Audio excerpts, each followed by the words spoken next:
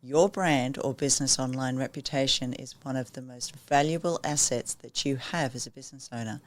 What people say about you online actually builds customer trust. It impacts your sales and influences your long-term success. Welcome back to the Digital Success for Business podcast. I'm your host, Leanne Cohens, the Digital Success Coach and owner of MarketingTips. And if you're an entrepreneur or a business owner looking to build and protect your brand, this episode is a must listen. Reputation management isn't just about handling crises. It's also about proactively creating and shaping the public perception of who you are and what you stand for, all while building resilience against negative feedback. Which I can tell you now, no matter how great you are at what you do, it will happen. So let's get started. In today's episode, we are going to cover how to monitor your brand online and stay informed of what's being said about you, the role of content creation in shaping and maintaining a strong online presence, why engagement matters and how to create and build a loyal, supportive audience, and then finally, any key legal considerations to protect your brand from harmful misinformation. So by the end of this episode, you'll have a clear plan to protect and enhance your brand's reputation, ensuring that your business remains trusted and credible. So let's get started. Firstly, it's important to remember your reputation is ultimately based on perception. In fact, perception plays a pivotal role in shaping the overall image and success of your brand or your business. It's the core basis to your brand message, your vision, and the values that you uphold as a business owner. So the perception of your brand is actually a delicate balance between what you communicate and then how it's actually received by your audience. So by ensuring that your brand message, your vision, and the values that you stand for and against as a business owner are clearly put into words and shown in your actions, you create a strong positive perception that can take your brand to long-term success. It also gives you a fantastic benchmark when it comes to reputation management, as you are crystal clear on what it is that you stand for and what you're all about as a business owner and as a brand. So reputation management actually starts with awareness. You can't manage what you don't monitor. Every business should have a system in place to track mentions, reviews, and discussions about their business and their brand. So here's how to stay on top of your online presence. Firstly, you need to Google yourself regularly. It's not egotistical, but you need to search for your business name and key personnel at least once a month. Use different search engines to see what appears in various rankings, and yes, you can even ask ChatGPT using the search function if you have the paid version. Look beyond the first page. Negative content can quite often be buried in search results that can still be found by potential customers. The next thing that you can do is set up Google Alerts. Now, Google Alerts is a free tool that has been around for quite a while, pretty much as long as Google's been around, that notifies you when your brand or selected keywords are mentioned online. So you can use variations of your brand name, product names, industry-specific terms that you can actually track. And it's also a fantastic way of generating content topics specific to your business. Monitor your social media mentions. You can use tools like Hootsuite or BrandWatch to track brand mentions across social platforms. And there's quite a few other options out there now, such as Birdeye, Thrive, Podium. Trustpilot is a really good one, and Bright Local. So pay attention to both tagged and untagged mentions. Not all feedback is directed at you, so don't go looking for negativity. The next thing you need to do is actually track your online reviews. So regularly check your Google reviews, Trustpilot, and Facebook, as well as any industry-specific review sites that you might belong to. Now the big elephant in the room, negative reviews. Negative reviews that are left unaddressed and ignored and unanswered can seriously damage your credibility. It's important to remember that potential customers are reading this, so you need to be respectful, but keep it factual. As a side note, in the 11 and a half years that I've been running my agency, I've only ever once called a client and told them to get on the phone to their lawyer.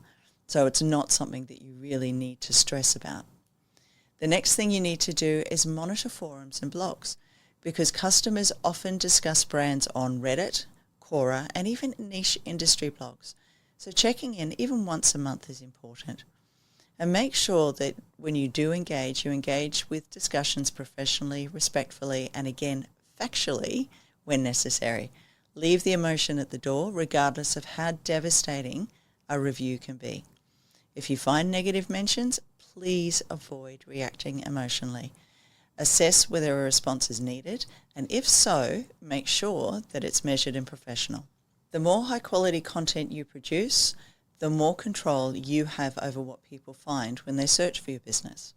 Again, this comes back to the starting point of your brand message, vision, and the values that you stand for and against. And you'll actually hear me mention this quite a few times, because as a business and a brand, this gives you the basis for the words that you use, how you speak, and how you actually show up online. So here's how to strengthen your online presence through content. The first thing you need to do is create authoritative content that shows your expertise. And I'm not going to lie, that's one of the reasons that I have this podcast. You can also write blog posts, white papers, or case studies that show your knowledge and your experience. People love to see results, and case studies are fantastic for that. Regularly publish fresh content on your website to maintain visibility. Now, you can also check out a recent episode on SEO that I did for even more tips on how to do this effectively. The next thing when it comes to content is to use video and visual content. Videos are the top performer in search rankings and social media, regardless of what platform, and they build trust faster than text alone. So consider customer testimonials, behind-the-scenes insights, or even explainer videos when it comes to your business or your products. And remember, people want to do business with people, regardless of how shy or introverted you actually are. Optimize your content for search engines. By doing this, you can actually use relevant keywords to ensure that your content appears when people search for your business and your brand. Again, check out the SEO episode because I go into a bigger detail about long-tail keywords and why they're so effective. Keeping your website structured ensures positive content ranks higher than any potential negative press. The next thing, or the next step that you can do, is encourage customer-generated content or user-generated content, as it's known in the social media circles. Ask satisfied customers to leave reviews and testimonials because people are really funny. They'll often not believe what you have to say about your business, but they'll believe a complete stranger they've never met and they don't know simply because that person took the time out to leave a review. From there, you can share any positive user-generated content onto your social media platforms. Tell your followers how amazing your clients think you are, because no one else is going to. Next step is to maintain a strong social media presence. Stay active on platforms where your audiences engage the most. And if you're not sure where you need to spend your time, I've got a fantastic PDF download that gives you a breakdown based on demographics, industry, and even what type of content, depending on what you prefer to create. So I'll put the link to that below this recording. Consistently reinforce your brand's values and messaging. This is why I keep talking about your brand message, vision, and the values that you stand for. As Simon Sinek is known for saying, people don't buy what you do, they buy why you do it. So by regularly publishing and managing your content, you can prevent negative stories from taking hold. Remember, your brand is what others say about you when you are not in the room, and you need to control that perception. A well-maintained online presence makes it harder for unfavorable stories and negative stories to actually dominate any kind of search results. Now, the next strategy is an engagement strategy. And engagement plays a crucial role in reputation management. Again, people want to do business with people, so don't post and run. Build a great brand. A great brand and business builds trust with its audience and strengthens its community. Now, key engagement strategies include responding to feedback professionally, whether it's positive or negative. So always acknowledge the positive and the negative feedback and stick to your brand voice. Responding to complaints shows you value customers and want to resolve issues. As I mentioned before, I've had more clients earn new customers because of how they've handled negative feedback than positive a lot of the time. Use it as a tool to show your expertise or systems.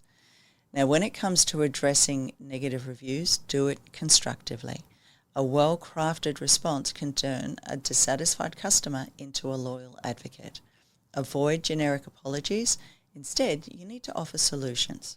The next step is to build relationships with your audience. Engage in discussions on LinkedIn, Twitter, or industry-specific platforms. And make sure, though, that you actually set yourself a timer. Give yourself half an hour at a set time each day to make it a consistent practice to go in and engage with your audience and people that are online following you. Participate in Q&A sessions and live videos to establish direct communication with your followers and your audience. The next thing you can do is encourage advocacy. So reward brand loyalty by engaging with top followers and customers. A strong community of advocates or raving fans can actually help defend against negative sentiment. Reputation is built over time, and engagement is a huge part of that process. So the more you interact authentically, the stronger your brand's perception will be. And remember, the wrong response or simply sticking your head in the sand and ignoring negative sentiment can very, very quickly destroy a reputation that you've spent years building. Now, the final thing to think about is the legal considerations when it comes to reputation management. Legal issues can arise when misinformation, defamation, or privacy breaches affect your brand. Understanding how to handle these situations is vital. As I mentioned earlier, in the 11 and a half years of running a digital marketing agency, I've only ever once had to call a client and tell them to get onto their lawyer. So the reviews and the posts that went up were of such a nature that actually even Google and Facebook removed them. And yes, there is an option to report reviews on both Google and the other platforms and ask for them to be taken down, but you need to make sure that you can prove that they're malicious. So here are the key areas to be aware of when it comes to the legalities of your online reputation. Understand the defamation laws. If false statements harm your reputation, you may have legal grounds to challenge them. The next thing is you've got to seek legal advice before taking action. Protect your intellectual property. Monitor unauthorized use of your brand's name, logo, or content. And if you don't have IP trademarks, get them. You spend years building a business and a brand, so make sure you protect it. This then protects you if you ever have to take action against impersonation or misuse. The next thing you need to do is understand the privacy and data protection laws, whether it's in Australia or whichever country that you're in, and ensure that your business complies with the GDPR if you operate in Europe and Australian privacy laws. Make sure that you have privacy policies in place, especially on your website, to protect customer data and to maintain trust. And have a policy to handle fake reviews or slander. If a competitor or troll is spreading false information, report it to the relevant platform. Every platform has a way of reporting, and yes, I've actually had slanderous reviews taken down, so it can be done. Every platform has a way of reporting negative reviews, and yes, I've had slanderous reviews taken down, so it can be done. And quite often, the person will take it down themselves if they see a well-written reply that negates what they've been saying. But if necessary, you can issue legal notices. Now, set terms and conditions for your online engagement. Have clear guidelines for social media interactions and for user-generated content, because this, once again, ties into your brand message and your brand voice. So if you don't have brand guidelines, let's talk, because this area is vital when it comes to online reputation. So of course, remove harmful content that violates your policies wherever you can and when you have access to it. Legal consideration should be part of any brand protection strategy. So knowing your rights and acting within the law ensures that your reputation stays intact. So to sum it all up, managing your online reputation isn't just about reacting to negative feedback. It's about proactively shaping how your brand is perceived.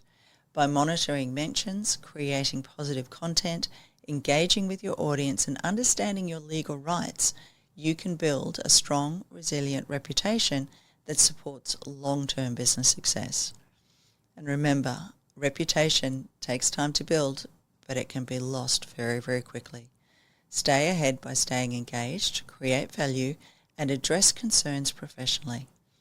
And if you've found this episode helpful, please subscribe to the Digital Success for Business podcast for more strategies. Follow us on YouTube, Instagram, and LinkedIn for regular insights. And until next time, keep building, keep protecting, and keep growing. Thanks for tuning in to the Digital Success for Business podcast. Don't forget to subscribe, leave a review, and follow us on YouTube for even more tips.